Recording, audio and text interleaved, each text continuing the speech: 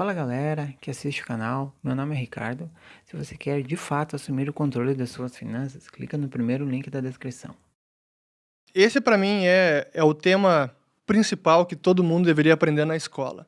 E sabe que isso não é apenas brasileiro, acho que no mundo inteiro não sabem a real causa da inflação, que é a perda de poder de compra do dinheiro. O dinheiro vale cada vez menos e o aumento dos preços é a consequência. Então esse é o sintoma. E o Roberto Campos, o avô do Roberto Campos Neto, atual presidente do Banco Central, ele falava isso bastante, tem várias entrevistas dele onde ele dizia que era importante identificar o real culpado, porque se a gente entende que quem remarca o preço e quem está aumentando o preço é o empresário, é claro que ele que é o culpado pela inflação, é óbvio. Mas se a gente entende que a inflação, na verdade, é a expansão monetária, que é o aumento da quantidade de dinheiro em circulação, aí o culpado é o governo. E a resposta que você dá a isso é completamente diferente. Exato. E por isso que a gente via nos anos 80, com o Plano Cruzado, quando teve congelamento de preços, a gente via os fiscais do Sarney, né?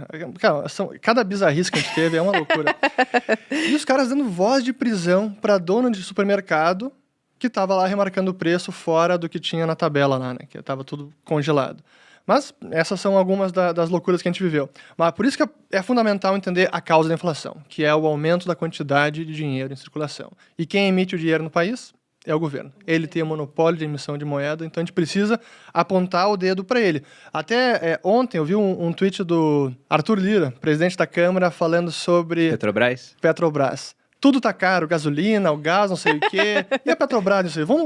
A Petrobras, vamos lembrar que a Petrobras é dos brasileiros. Os brasileiros são seus acionistas. Temos que ver o que está acontecendo. E eu compartilhei o tweet dele respondendo o seguinte: ó, não é tudo que está mais caro, é o real que está muito mais barato. É ele que está valendo cada vez menos e por isso que os preços dos produtos estão aumentando. Então, investigue Banco Central, não é a Petrobras, mas... Ele te respondeu ou não? Não respondeu. Obviamente não. Mas então a gente tem que explicar o porquê que o governo imprime mais dinheiro. Aí Exato. é grande. Há várias causas para isso, né? Porque governos, na hora de se financiar, eles têm algumas formas de fazer isso. Eles podem aumentar impostos, o que é muito impopular, quem gosta de pagar mais imposto. Tanto que quando você vê youtubers falando disso, recentemente tivemos um muito grande falando, olha só, o pessoal que é muito rico tem que pagar mais imposto. O que era o muito rico? Mais rico do que ele, né?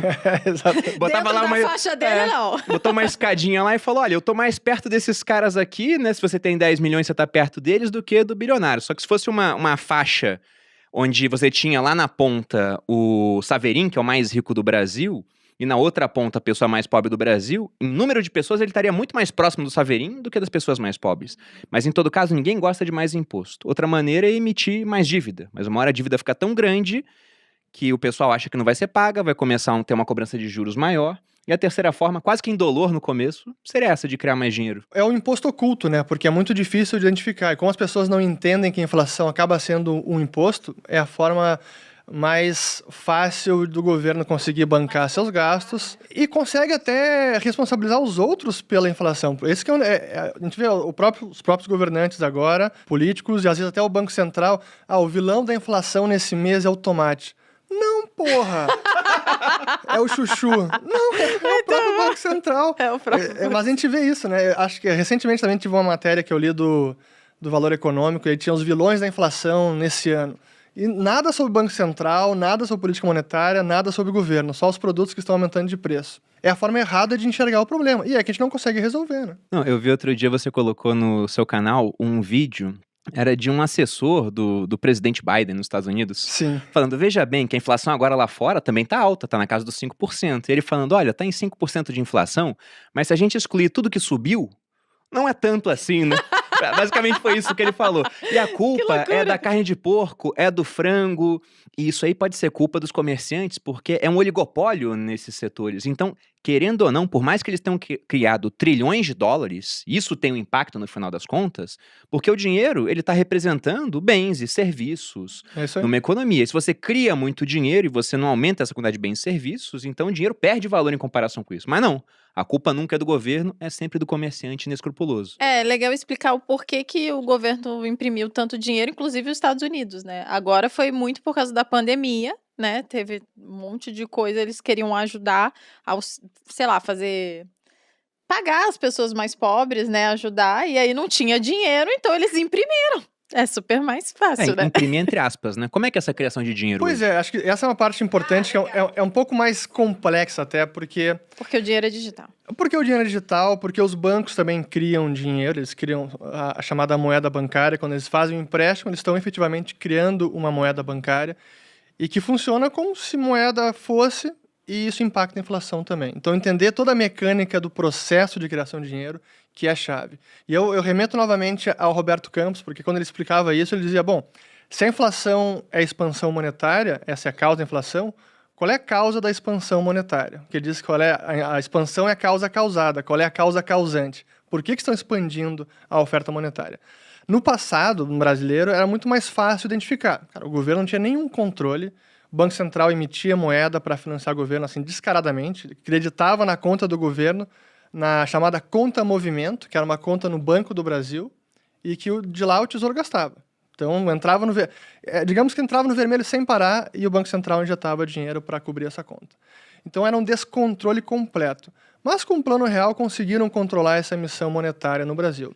E aí hoje, quando a gente olha essa expansão monetária, parte é a responsabilidade do governo, pelo déficit fiscal e tudo isso, mas tem parte também que é o próprio processo de expansão de crédito. Os bancos emprestando, e quando o crédito vai crescendo na economia, isso vai aumentando a massa monetária. Que até, fazendo um parênteses, porque é um ponto importante, a gente fala, bom, estamos aumentando a quantidade de dinheiro em circulação, mas como é que a gente mensura isso, né?